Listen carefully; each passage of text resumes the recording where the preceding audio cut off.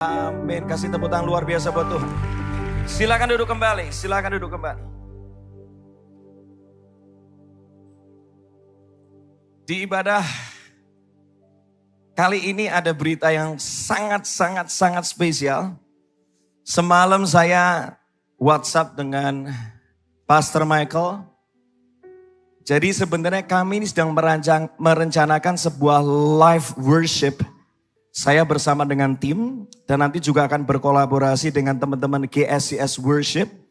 Jadi saya bakal datang kira-kira sekitar 14-15 orang dari Jakarta bersama satu band lengkap semuanya. Untuk bisa mengadakan sebuah live worship pertama kali di kota Surabaya. Dan akan bekerja sama dengan GSCS. Catat tanggalnya adalah 20 Mei. 20 Mei akan ada 2 sesi live worship. Jam 5 sore dan jam setengah 8 malam. Ya, 2 kali sesi. Karena saya yakin kalau seluruh Surabaya datang ke sini pasti tiketnya cepat habis. Ya, jadi nanti akan ada penjualan tiket. Jadi bagi yang rindu untuk benar-benar mengalami kuasa Tuhan, hadirat Tuhan melalui pujian penyembahan, Anda bisa hadir tanggal 20 Mei dan tiketnya akan dijual mulai 8 Mei. 8 Mei baru dijual. Kebetulan nanti tanggal 8 Mei saya bakal melayani kembali di tempat ini dan di waktu yang sama, di waktu yang tepat, tiket akan dijual. Dan kerinduan saya 2 kali sesi bisa penuh semua dan banyak orang bisa ngalamin jamahan Tuhan. Ya, nanti seru banget, kita akan memuji dan menyembah Tuhan kira-kira 1,5 jam lebih setiap sesi. Dan saya percaya begitu banyak karya Tuhan, hikmat Tuhan. Kuasa Tuhan dinyatakan ketika kita menyembah. Saya mau tanya dulu, kira-kira kalau misalnya 20 Mei, siapa yang mau hadir? Saya mau tanya dulu nih, ngecek dulu. Supaya Pastor Michael dia lagi ada di luar, tapi dia bisa melihat, wah jemaatnya antusias. Siapa yang mau datang nanti tanggal 20 Mei? 20 Mei. Pastikan Anda hadir, karena gini, kita beberapa kali udah bikin, jadi sebelum pandemi, itu udah bikin di beberapa kota. Ada di Jakarta, ada di Semarang, ada di Bandung. Dan luar biasanya selalu full semua, saya gak pernah berpikir sebelumnya. Dan waktu itu saya ketika terakhir di kota Bandung, itu tepat akhir Februari 2020 sebelum pandemi. Saya ngomong, itu ada video rekamannya, saya ngomong gak gini. Kalau Bandung sudah ngalamin lawatan Tuhan, saya ngomong gak tahu gimana, pokoknya saya cuma menyampaikan apa yang ada di hati saya yang saya terima dari Tuhan. Kota berikutnya adalah Surabaya. Wah luar biasa, semua tepuk tangan dan itu ada saksinya semua. Padahal habis ngomong, minggu depannya pandemi. Jalan tertutup semua. Semua jadwal yang sudah saya rancang bubar semua. 2 tahun setelah itu, awalnya mau bikin dulu di kota Cirebon, awalnya. Tapi nggak tahu gimana kita ngatur-ngatur, akhirnya tetap Surabaya itu yang pertama. Jadi akhirnya setelah 2 tahun gak ada namanya tour live worship. Puji Tuhan akhirnya Surabaya menjadi pilihan Tuhan bersama-sama. Untuk kita bisa memuji dan menyembah Tuhan. Amin. Catat tanggalnya ya, 20 Mei akan ada 2 sesi live worship. Oke, firman Tuhan hari ini luar biasa banget. Saya kemarin sudah menyampaikannya di ibadah youth. Saya merasa tergerak untuk menyampaikannya lagi di ibadah jam 10. Dan beberapa ibadah ke depan. Judulnya ini, kalau Anda mau catat, ini sangat luar biasa karena ini kebutuhan kita sehari-hari. Judulnya adalah Tuntun Aku Tuhan. Semua katakan tuntun aku Tuhan. Katakan tuntun aku Tuhan. Nah dalam kehidupan ini saya belajar ada beberapa fakta yang menarik dan saya percaya background Anda apapun juga Anda tetap akan setuju dengan yang saya katakan. Fakta pertama dalam kehidupan adalah ini. Yang kita harapkan atau kita rencanakan belum tentu semuanya bisa terjadi. Setuju gak? Saya dulu planning pengen meritnya umur 25. Baru meritnya umur 33. Dulu ada yang sekolahnya, oh saya dulu sekolah di sini ngambil jurusan ini. Pengennya kerja di area itu. Lihat sekarang Anda kerja di area mana. Yang diharapkan, direncanakan dengan yang terjadi seringkali berbeda. Dan seringkali kalau misalnya ada sesuatu yang kita sungguh harapkan dan tidak terjadi, hati kita rawan untuk kecewa, betul gak? Kita bisa jadi kecewa, kok gini sih? Aku pengennya dulu merit sama yang situ, tapi akhirnya dapat sama yang ini. Rame tiba-tiba, kecewa. Hari ini bisa jadi pernikahannya bermasalah. Lihat. Yang kita harapkan dengan yang terjadi itu seringkali berbeda. Disitulah saya mau katakan kita butuh tuntunan Tuhan. Supaya kita dalam segala musim kehidupan tetap bisa meresponi dengan benar. Amin. Yang kedua, ada fakta yang kedua saya belajar adalah ini. Ada hal yang kita susah mengerti di awal. Dan kita baru ngerti sesudah kita melewatinya atau menjalaninya. Ya, Pengkhotbah 3 ayat 11 juga mengatakan hal yang ini. Tuhan itu membuat segala sesuatu indah pada waktunya. Bahkan ia memberikan kekekalan dalam hati mereka. Untuk kita bisa mengerti hari-hari depan. Tetapi lihat ini, manusia seringkali dia gak bisa menyelami. Pekerjaan yang dilakukan Allah dari awal sampai akhir. Karena Tuhan kalau bekerja itu lebih dari yang kamu doakan. Lebih dari yang kamu bisa harapkan. Makanya seringkali kita gak nyampe. Saya kapan hari cerita tentang kisah Yusuf. Dulunya gak ngerti kenapa kok aku ngelewati ini dan itu. Difitnah sama istri Potifar, dijual sama saudaranya, harus masuk ke penjara. Dilupakan sama juru minuman raja. Why? Tapi sampai satu titik impian Tuhan itu gak pernah berubah sama Yusuf. Apa yang dia impikan ketika dia umur 17 tahun. Itu yang Tuhan nyatakan kira-kira umur 30 tahun. Hari ini saya mau katakan. Rancangan Tuhan yang Tuhan sudah tuliskan buat hidupmu masing-masing. Itu tidak akan pernah berubah. Dan dia cuma punya rancangan yang baik. Hari ini kita gak ngerti. Tapi sampai di satu titik dalam kehidupanmu. Engkau akan sadar. Yusuf pun sadar. Di satu titik dalam kehidupannya dia ketemu saudara-saudara lagi. Dan akhirnya dia ngomong kayak gini, sekarang aku tahu kenapa Tuhan proses aku sedemikian lama.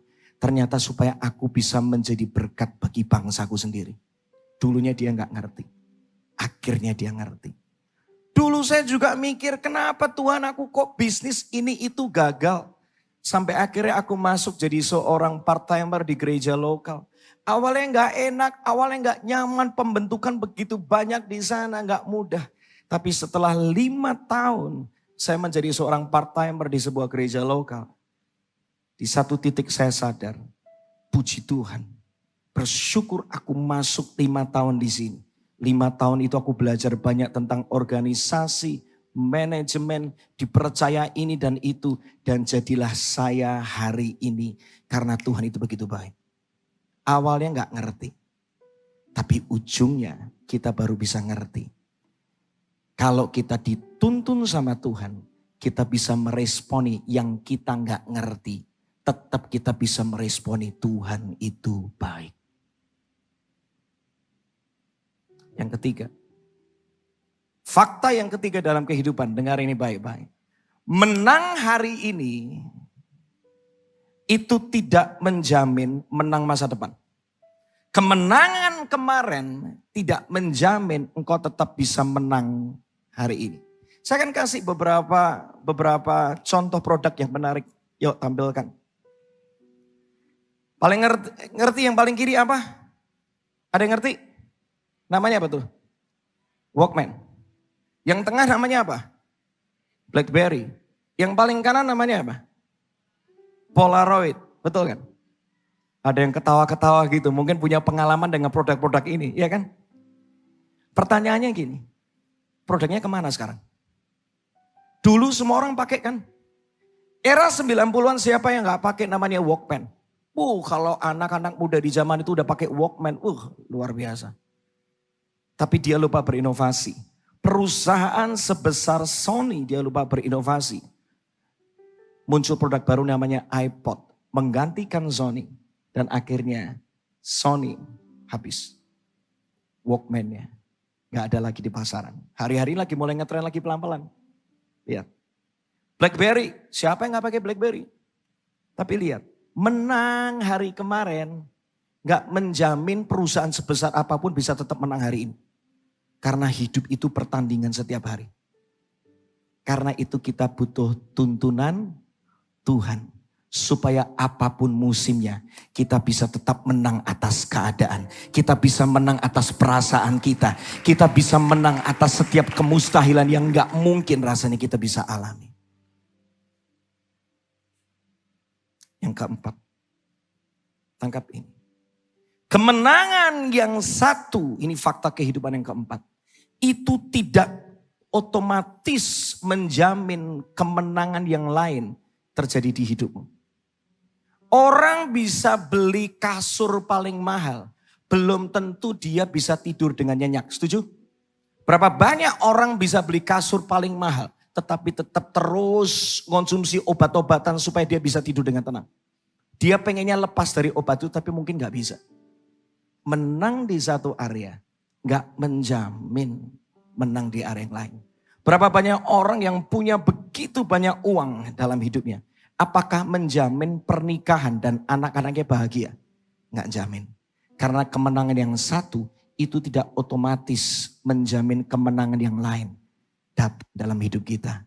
Saya mau katakan disitulah kita butuh tuntunan Tuhan. Tuhan pengen kita menang itu di banyak area dalam kehidupan kita. Gak cuma engkau diberkati di satu area, tetapi dimanapun engkau berada, Alkitab mengatakan yang engkau usahakan itu Tuhan buat jadi berhasil. Berikutnya, fakta kelima, dan ini fakta terakhir tentang fakta kehidupan yang saya mau bahas. Sebelum saya nanti akan melanjutkan beberapa bagian yang lain.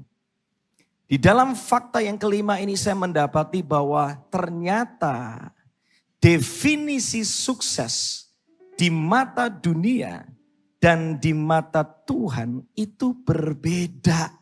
Kita harus ngerti ini loh. Jangan sampai kita mengejar yang dunia mau. Terus. Tapi sampai di satu titik ketika engkau pulang ke rumah Bapa, engkau ditolak. Karena ternyata sukses di mata Tuhan adalah ketika engkau mengerjakan yang Tuhan suruh. Bukan ambisimu. Tetapi impian Tuhan dikerjakan gak selama engkau hidup. Karena Tuhan menciptakan kita, pasti Tuhan punya planning masing-masing buat setiap kita yang unik. Yang harus kita selesaikan selama kita hidup. 2000 tahun yang lalu, Allah Bapa mengutus Yesus. Singkat cerita, di akhir dari hidup Yesus, dia harus mati di atas kayu salib. Betul kan, kita tahu cerita. Dan kita harus tahu di zaman itu salib itu bukan lambang kemenangan. Itu lambang penghinaan. Orang yang naik ke atas kayu salib itu terhina. Karena apa? Dia pasti penjahat. Dia pasti melakukan perbuatan yang jahat. Makanya dia harus naik ke atas kayu salib. Dia harus mati di sana. Di zaman itu salib itu penghinaan. Tapi Yesus, dia menangkap hati Tuhan. Makanya dia ngomong, makananku ialah melakukan kehendak Bapa yang mengutus aku. Yesus mengatakan itu karena dia sadar aku hidup. Aku harus menyelesaikan apa yang Tuhan mau di hidupku. Dia harus mati di atas kayu salib. Gara-gara dia mati di atas kayu salib, Alkitab menulis kepadanya dikaruniakan nama di atas segala nama. Menang Yesus. Suksesnya beda. Suatu kali saya baca kisah tentang Henok dan ini sering kali saya ceritakan di sini.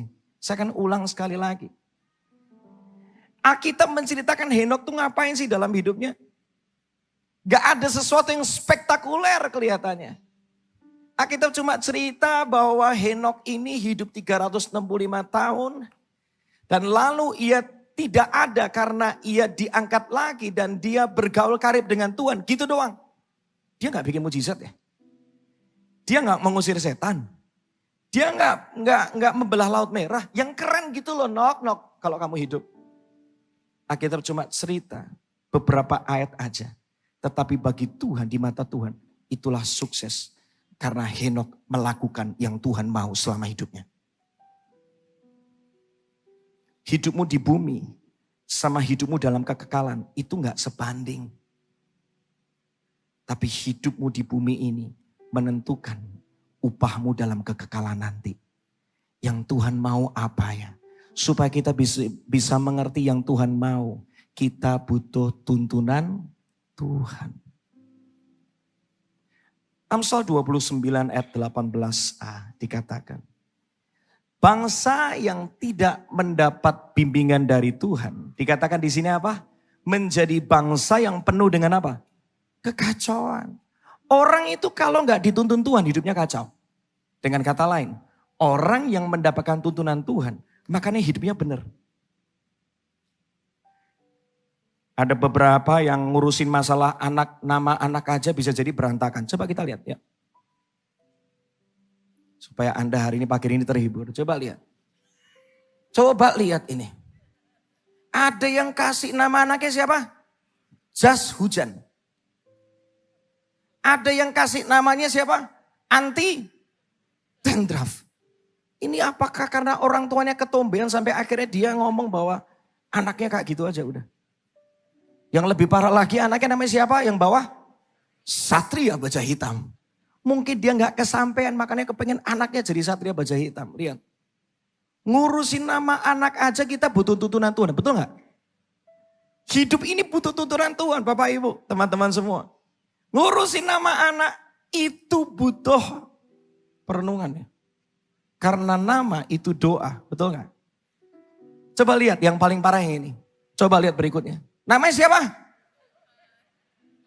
Luar biasa. Anaknya dikasih nama Tuhan. Untung gak ditambahi Yesus. Kalau sudah gitu pusing kita semua. Saya ketika lihat fakta ini saya ketawa gitu. Karena apa? Ternyata cuma ngomong nama anak aja. Kita tuh butuh tuntunan Tuhan. Dan masih banyak hal yang lain dalam kehidupan kita. Siapa yang hari ini sadar bahwa kita butuh tuntunan Tuhan? Katakan sekali lagi, tuntun aku Tuhan. Tuntun aku ya Tuhan. Mazmur 32 ayat 8. Mazmur 32 ayat 8. Dikatakan, kata Tuhan. Hari ini Tuhan sedang berkata kepada jemaat GSCS yang hadir di sini maupun yang ada di online. Dengar ini baik-baik. Kata Tuhan, aku Tuhan akan menunjukkan jalan yang harus kau tempuh. Engkau akan apa? Kubimbing dan kunasihati. Bersyukur punya Tuhan yang baik. Amin. Dia bukan Tuhan yang menyesatkan. Tetapi pagi hari ini Tuhan mau berkata, aku akan tunjukkan kamu jalan yang terbaik.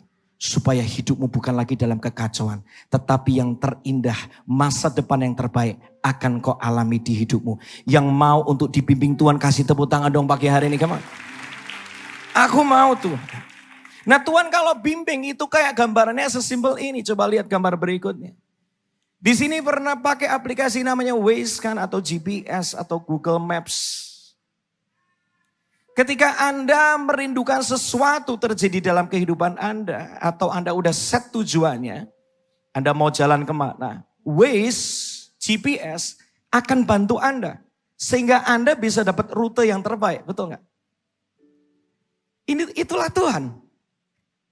Tuhan akan tunjukkan jalannya.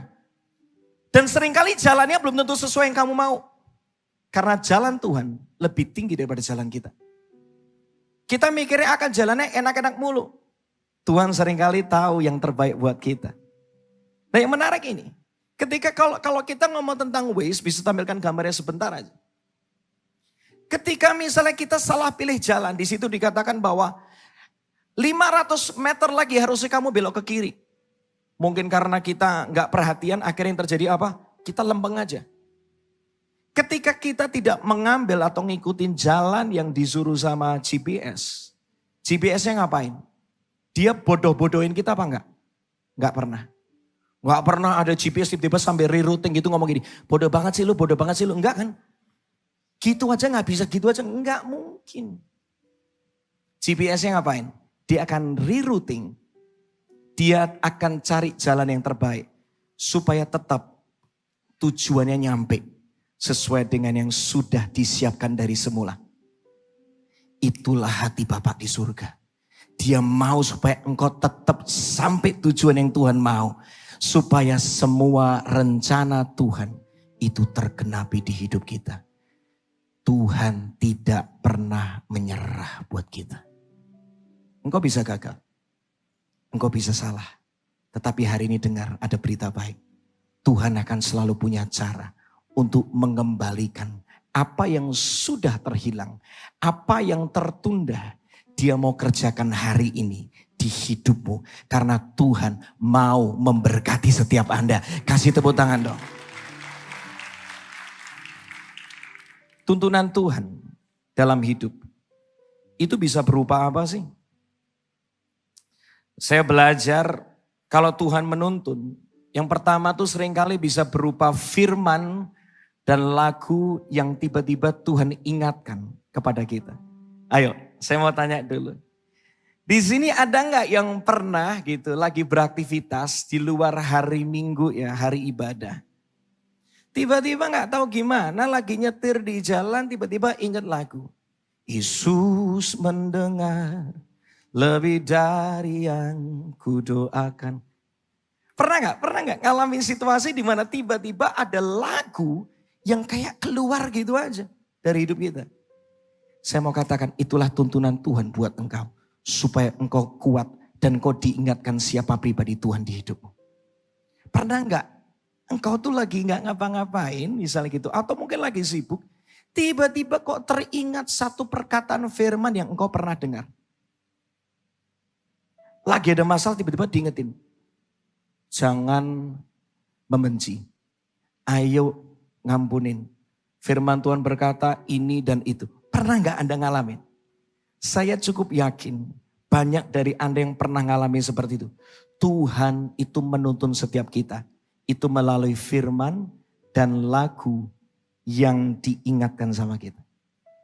Jadi pimpinan tuntunan Tuhan itu bukan cuma untuk orang-orang yang di atas mimbar, orang yang melayani, yang punya jabatan. Saya mau katakan tuntunan Tuhan itu untuk setiap kita. Amin. Tuntunan Tuhan itu juga bisa berupa hikmat dan cara pandang yang baru yang Tuhan bisa nyatakan. Suatu kali, saya tuh lagi doa Tuhan, aku mau launching album baru. Di musim pandemi ini caranya gimana? Sedangkan juga butuh nutup untuk biaya produksi. Biaya produksi juga gak murah, caranya gimana? Saya cuma doa sederhana, tiba-tiba. Ada orang itu lagi live di Instagram. Lelang ikan cupang. Zaman-zaman itu, zaman pandemi ini kan beberapa, ya bagi yang lumayan aktif di sosial media mesti ngerti nih. Rame tuh lelang ikan cupang. Tiba-tiba saya dapat hikmat. Gimana kalau saya rilis album rohani dalam bentuk fisik. Pertama kalinya kita coba lelang. Jadi yang dijual cuma sekitar 12 produk. That's it. Dapatnya berapa? Ya udah, itu yang bakal untuk nutup biaya produksi. Beberapa teman-teman kaget dengan idenya. Saya ngomong, kamu nih ngaco aja. Ntar kalau dipikir gini-gini, kita mau coba. Coba aja. Caranya gimana? Kita cari tahu caranya. Udah singkat cerita kerjasama dengan satu teman. Kita meeting beberapa kali. Akhirnya proses lelang itu 3 hari. Dan saya gak pernah menyangka sama sekali. Dari 3 hari kita melelang beberapa produk, macam-macam produknya. Ada gitar yang saya lelang, ada mikrofon yang saya lelang, dan ada beberapa produk yang lain, ada jaket, ada sweater dan segala macam. Saya nggak nyangka loh, itu sweater modal paling cuma berapa sih disupport sama teman lagi. Itu sweater bisa dijual sampai harga 3 juta lebih. Gitar saya udah cukup lama saya pakai.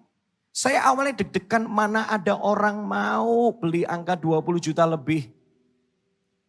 Tapi di hari ketiga, 1 detik sebelum lelang ditutup, ada orang yang beli gitar itu 30 juta. Ini gak masuk akal. Dan saya hari itu belajar, Tuhan itu hikmatnya luar biasa. gak masuk akal.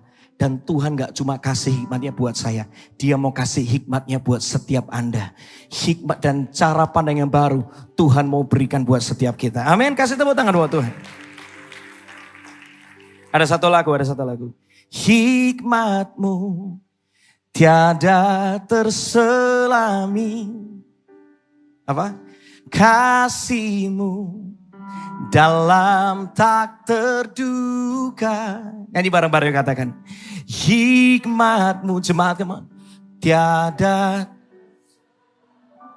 Luar biasa. KCS Choir teman.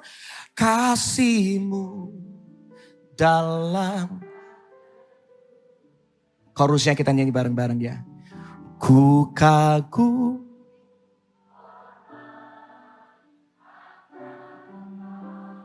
Lebih keras lagi. Ku kagum.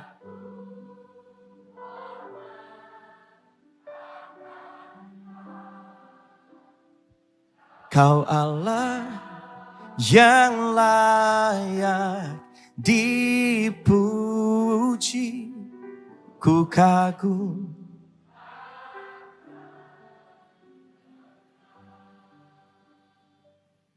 Tuhan itu memang paling layak dikagumi. Karena bisa ngasih kita hikmat dan cara pandang yang baru. Yang mungkin belum pernah disingkapkan kepada orang yang lain. Dikasih kepada orang yang mengasihi dia. Yang percaya katakan, amin. Tuhan seringkali berbicara melalui nurani kita juga. Ada waktu di mana ketika engkau salah langkah dan Tuhan berbicara, jangan diteruskan. Jangan bergaul sama yang itu. Stop mencuri, stop berbohong lagi. Tuhan juga akan berbicara melalui nuranimu. Karena dia mau kasih engkau hidup yang terbaik. Tuhan juga bisa berbicara melalui nama-nama yang Tuhan ingatkan untuk engkau kontak, untuk engkau doakan, untuk engkau berkati. Benar gak? Gak tahu gimana tiba-tiba pulang dari gereja kok aku diingetin si ini ya. Coba aku kontak dia, aku mau say hi, kabarnya gimana? Benar. Ketika dikontak ternyata dia lagi bermasalah dan dia sedang membutuhkan Anda untuk Anda bisa doakan dan mendengar apa yang dia perlukan. Lihat. Tuhan seringkali juga bisa berbicara melalui pintu yang terbuka maupun tertutup.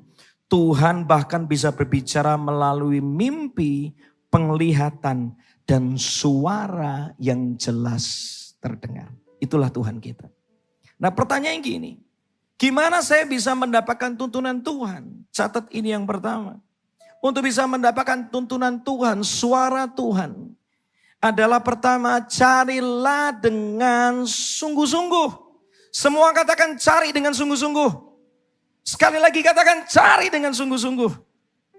2 Petrus 1 ayat 10 dikatakan, karena itu saudara-saudaraku berusahalah sungguh-sungguh supaya panggilan dan pilihanmu tuh makin teguh. Supaya langkahmu teguh, carilah kehendak Tuhan dengan sungguh-sungguh. Yeremia 29, 13-14a dikatakan apabila kamu mencari aku, kamu akan menemukan aku. Apabila kamu menanyakan aku dengan setengah hati apa segenap hati? Segenap hati. Aku akan memberi kamu menemukan aku. Demikianlah firman Tuhan.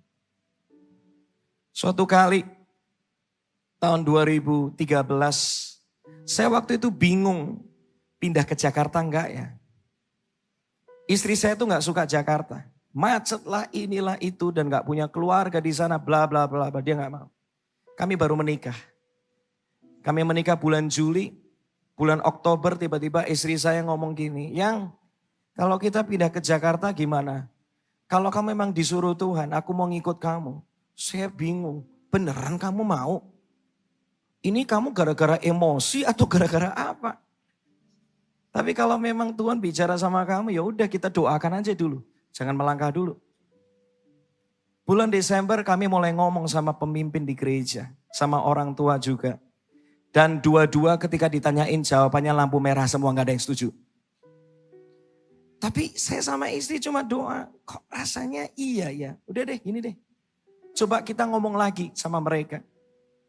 Ngomong lagi. Pemimpin kami akhirnya cuma ngomong kayak gini. Ki, Kalau memang kamu yakin dengan apa yang kamu dapat untuk kamu pindah kota, kamu sekarang cari hati Tuhan dulu. Maksudnya gimana kok? Kamu pergi ke Bukit Doa. Kamu nginep di situ 1 malam. Doa pakai lututmu. Cari Tuhan, apa yang Tuhan mau. Saya tuh seumur-umur ya, jujur aja, gak pernah pergi ke Bukit Doa. Cuma kalau gara-gara mau doa secara khusus. Biasanya apa? Pergi ke Bukit Doa tuh karena ada retreat. Tapi hari itu Tuhan kayak dorong saya, cari dengan sungguh-sungguh, cari dengan sungguh-sungguh. Ya udah naik sama istri ke Bukit Doa. Di sana kami berdoa, berjam-jam kami berdoa di satu ruangan doa di sana. Nangis sembah Tuhan, Tuhan yang Tuhan mau apa. Hari itu rasanya gak ada suara yang sampai gimana-gimana, gak ada. Tapi cuma hati kami terasa tenang aja. Sekali belum tahu harusnya kemana. Besok paginya ketika sudah mau balik ke Surabaya, saya cuma dapat beberapa ayat yang sederhana tentang Abraham. Abraham itu dituntun sama Tuhan tuh selangkah demi selangkah. Gak dibukakan semua. Dan Abraham ada supaya dia itu bisa jadi berkat bagi banyak orang. Saya cuma terima amini janji Tuhan. Saya pulang dengan sebuah semangat dan saya ngomong sama pemimpin saya. Aku dapat tentang janji Tuhan. Tuhan mau aku jadi berkat bagi banyak orang. Prosesnya gak mudah. Prosesnya panjang. Seringkali harus memasuki masa penantian yang gak mudah seperti Abraham. Tapi Tuhan mau supaya aku bisa jadi berkat bagi banyak orang. Akhirnya mereka dari lampu merah, lampu kuning, singkat cerita lampu hijau, saya juga kaget. Orang tua saya awalnya gak percaya. Sampai akhirnya di satu titik kami didoakan. Saya cuma minta sama papi saya, papi tolong doakan kita. Dan ketika kami berdoa, kami nangis, Tuhan berbicara sesuatu di sana. Jadi itu sebuah konfirmasi yang datang berulang-ulang kali sebelum saya memutuskan untuk melangkah. Tujuannya apa? Saya benar-benar mau minta kehendak Tuhan sungguh-sungguh. Supaya nggak salah langkah. Karena kalau sekali kita salah langkah, bisa jadi ujungnya beloknya akan terlalu jauh. Kalau engkau pengen mendapatkan tuntunan Tuhan, cari Tuhan sungguh-sungguh. Segenap hati, bukan setengah hati. Ambil waktu, kalau perlu berpuasa, berpuasalah. Supaya jangan sampai hidupmu salah langkah. Karena Tuhan mau melakukan yang terbaik buat kita. Yang kedua, bagaimana bisa ngalamin tuntunan Tuhan atau mendapat tuntunan Tuhan. Milikilah motivasi hati yang benar sama Tuhan. Yakobus 4 ayat 3, atau kamu berdoa tetapi kamu gak terima apa-apa. Karena kamu salah berdoa. Sebab yang kamu minta itu kamu habiskan untuk memuaskan hawa nafsu, ngejar ambisi pribadimu, ngejar keinginanmu yang mungkin di luar dari kehendak Tuhan. Mazmur 66 ayat 18, seandainya ada niat jahat dalam hatiku, tentulah Tuhan gak mau dengar. Karena itu gini, kalau engkau hari ini pengen mendapatkan tuntunan Tuhan, ngomong sama Tuhan. Sucikan hatiku Tuhan. Kalau ada ambisi yang salah, ampuni aku. Hari ini aku mau mendengar yang Tuhan mau apa. Karena Tuhan pasti punya yang jauh lebih baik daripada apapun yang bisa aku rancangkan. Yang ketiga, bagaimana bisa mendapatkan tuntunan Tuhan? Very simple. Penuhilah hatimu dengan perkataan firman, lagu, dan pengajaran yang sehat. Yohanes 14 ayat 26 mengatakan, tetapi roh Allah, penolong yang akan diutus Bapa atas namaku, dialah yang akan mengajarkan kalian segalanya. Roh Kudus bakal mengajarkan kita segalanya dan mengingatkan kalian akan semua yang sudah kuberitahukan kepadamu. Di sini dengan jelas bahwa Roh Kudus itu akan ingatkan dari apa yang sudah engkau simpan di hidupmu. Kalau engkau simpan lagu yang membangun, kalau engkau simpan perkataan firman yang membangun, kalau engkau simpan pengajaran yang sehat yang membangun, di satu titik di mana engkau rasanya nggak tahu harus melangkah kemana, saya percaya Roh Kudus akan mengingatkan kita. Ingat gak suatu kali kamu pernah dengar firman ini? Ingat gak lagu yang pernah kamu nyanyikan waktu itu? Ingat gak firman yang pernah kamu baca? Dan disitulah tuntunan Tuhan dinyatakan. Sehingga kita bisa mengalami ketepatan kepada ketepatan berikutnya. Yang keempat. Sampai sini semuanya diberkati? Amin. Siap mengalami tuntunan Tuhan, GSCS? Berikutnya. Yang terakhir. Bagaimana bisa mengalami tuntunan Tuhan? Very simple. Tetaplah rendah hati. Orang yang rendah hati itu yang gimana sih? Yang gak sok tahu. Yang gak merasa hebat. Yang merasa terbatas tanpa Tuhan. Yang masih butuh orang lain untuk bisa membantu dia. Yang masih mau dikoreksi sama Tuhan. Mazmur 25 ayat 9 mengatakan bahwa Tuhan membimbing orang yang apa? Rendah hati. Berarti kalau orang sombong susah dibimbing sama Tuhan. Karena kita merasa hebat, merasa kuat, susah. Tapi kita mengatakan Tuhan itu membimbing orang yang rendah hati dan mengajar mereka kehendaknya. Kalau kau pengen mendapatkan tuntunan Tuhan, tetaplah rendah hati. Bangun pagi, rindukan Tuhan. Tuhan, aku perlu Engkau. Berbicaralah. Karena kalau orang sombong, bangun pagi gak bakal cari Tuhan.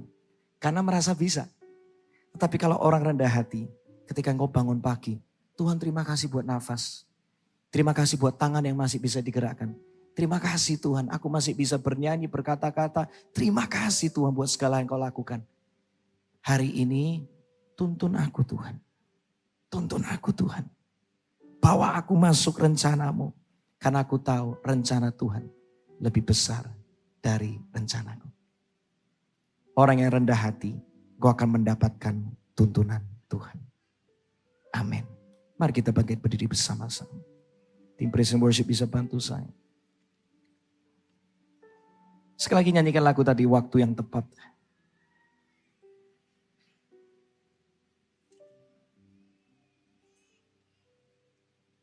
Di waktu ke depan,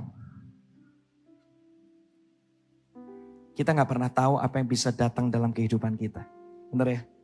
You never know. Siapa yang kita bakal temui, tekanan ataupun peluang apa yang bakal datang di hidupmu, you will never know. Kau gak pernah tahu. Tapi percayalah, apapun keadaannya, Tuhan bisa tuntun kita dengan pilihan yang terbaik. Sehingga kau gak salah langkah. Ada satu penelitian yang ngomong bahwa manusia di dalam satu hari itu mengambil keputusan sebanyak 35.000 keputusan. Bener gak? Banyak banget loh kita ngambil keputusan. Bangun pagi, mau tidur apa enggak? Mau kerja dulu apa enggak? Mau ngapain dulu? Itu udah keputusan terus tuh. Mandi dulu apa enggak? Pakai pakaian yang mana? Ngomong sama siapa dulu? Mau kontak WhatsApp yang mana dulu? Itu banyak banget keputusan yang kita harus ambil dalam satu hari. Satu keputusan yang salah itu bisa fatal. Kita ada hari ini itu karena semua keputusan yang pernah kita ambil di waktu yang lalu. Betul gak? Dan kita ada di hari depan itu karena keputusan yang kau ambil hari ini. Artinya kalau salah ambil keputusan akibatnya bisa fatal. Tetapi kalau tuntunan Tuhan ada bagi kita, kita bisa punya masa depan yang terbaik bersama dengan Tuhan. Ambil waktu saat ini. Tuhan mau berbicara buat setiap jemaat GSCS. Tuhan mau membimbingmu. Tuhan mau menuntunmu. Dia mau berbicara secara pribadi buat engkau. Bukan lagi dari seorang hamba Tuhan, tetapi Tuhan mau berurusan dengan engkau secara pribadi. He will show you the way. Dia akan tunjukkan jalan. Jangan takut dengan hari esokmu. Jangan takut dengan masalahmu hari ini. Karena Tuhan selalu punya solusi buat itu semua. Sambil pujian ini dinyanyikan dari pertama. Kita akan menyembah Tuhan bersama-sama bawa hidupmu pagi siang hari ini. Ambil waktu saat ini. Yes, yes. Amin. Yes. Di waktu yang tepat. Izinkanlah Yes.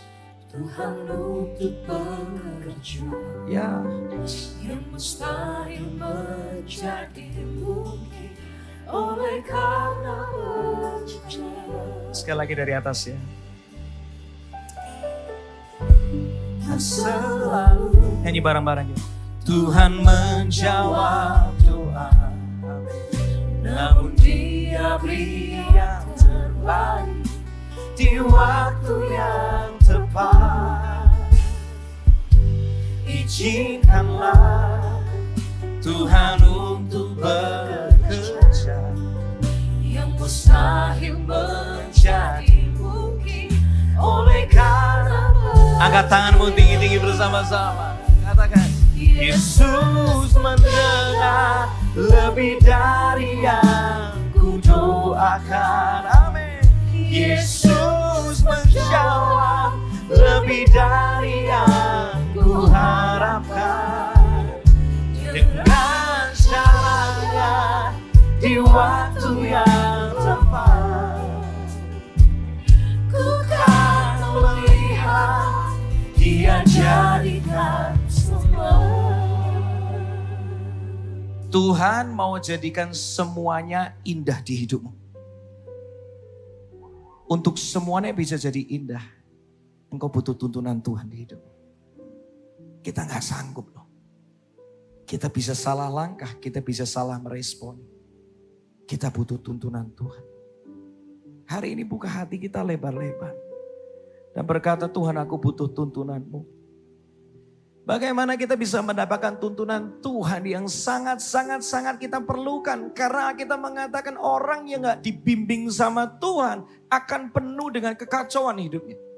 Pernikahanmu bisa kacau, pekerjaanmu bisa kacau, pelayananmu bisa kacau, keluargamu bisa kacau kalau kau gak nangkap tuntunan Tuhan. Hari ini dapatkan tuntunan Tuhan mulai detik ini. Pertama gimana? Cari Tuhan sungguh-sungguh sepenuh hati, bukan setengah hati. Kalau bangun pagi, cari Tuhan dong. Kalau enggak kau enggak sanggup. Ketika kau mencari Tuhan dengan sungguh-sungguh, Alkitab mengatakan kau akan menemukan aku. Yes, kau akan menemukan hatiku.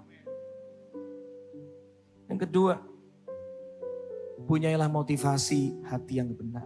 Kalau hari ini, seringkali kau mengejar segala sesuatu karena ambisi, ingin cepat kaya lah, ingin ini. Come on, mulai hari ini, detik ini. Minta sama Tuhan, bersihkan hatiku Tuhan. Bersihkan aku, bersihkan hatiku. Terkadang ada orang mau mencapai sesuatu karena dia tidak mau lagi dipandang hina sama orang lain. Itu bahaya seperti itu. Hari ini, minta sama Tuhan. Luka hatiku bersihkan Tuhan. Buat apa aku nunjukkan sama dunia tapi aku gak diperkenan sama Tuhan. Tuhan akan menuntun orang-orang yang bersih hatinya. Dan cuma Tuhan yang bisa membersihkan hatimu. Minta sama Tuhan hari ini. Bersihkan aku Tuhan. Kalau ada sesuatu yang gak berkenan, singkapkan saat ini. Singkapkan saat ini Tuhan. Kalau ada luka hati, kekecewaan, kepahitan, kesombongan, keinginan untuk diakui, Tuhan, sembuhkan aku. Sembuhkan aku. Yang ketiga, Tuhan akan menuntun orang-orang dan mengingatkan orang-orang yang mau menyimpan firman Tuhan dalam hidupnya. Yang mau menyimpan begitu banyak lagu yang bisa membangun hidupnya. Mulai hari ini sering dengar firman, sering baca firman. Supaya Tuhan bisa tuntun kita. Yang keempat, kalau nuranimu sudah bicara, jangan diterabas lagi.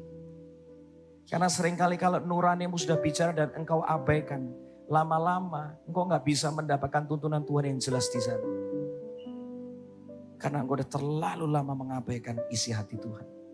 Hari ini, kalau nurani berbicara, nurut, ikut aja, aman Anda. Dan yang terakhir, tetaplah rendah hati. Jaga hati. Jaga hati. Yes. Yes. Saya punya waktu tinggal sebentar lagi dan saya akan serah. Maka waktu saat ini 1 menit aja ke depan. Buka hati lebar-lebar, Tuhan aku mau mendengar suaramu. Tuhan aku mau mendengar isi hatimu. Ampuni aku seringkali membatasi Tuhan. Ya, saya merasakan ada orang-orang di sini yang kau terlalu membatasi Tuhan. Padahal Tuhan itu selalu mengejarkan lebih dari apapun yang bisa engkau bayangkan. Jangan batasi Tuhan. Berani berkata sama Tuhan, apapun yang Tuhan mau, aku tahu itu yang terbesar, yang terbaik buat aku. Prosesnya gak gampang, aku tahu Tuhan. Tetapi aku tahu ujungnya selalu indah. Berkaryalah Tuhan pagi hari ini.